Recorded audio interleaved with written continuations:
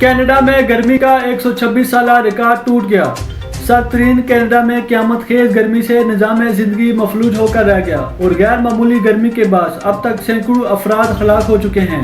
غیر ملکی میڈیا کے مطابق اچانک اور غیر معمولی گرمی سے کینیڈا کے صوبے برٹش کولمبیا میں جمعے سے اب تک مرنے والوں کی تعداد 233 ہو گئی، جبکہ حکام نے اموات میں اضافے کا خدشہ ظاہر کیا ہے۔ تاریخ میں پہلی بار کینیڈا کے سرد ترین علاقے میں درجہ حرارت 49.5 ڈگری سینٹی گریڈ تک پہنچ گیا ہے۔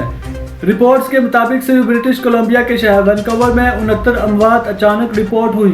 حبس اور گھٹن سے دم توڑ جانے والے افراد میں زیادہ تر بوڑھے اور بیمار شامل ہیں۔ سرد ترین علاقوں میں گرمی سے ایئر کنڈیشنر کی مانگ بڑھ گئی ہے۔ شدید گرمی سے نظام زندگی متاثر ہو گئی ہے اور گرمی کا 126 سالہ ریکارڈ ٹوٹ گیا ہے۔ ماہرین موسمیات کے مطابق درجہ حرارت جمعے سے بڑھنا شروع ہوا۔ مزید کئی روز تک شدید گرمی کی لہر جاری رہنے کی پیشگوئی بھی کی گئی ہے۔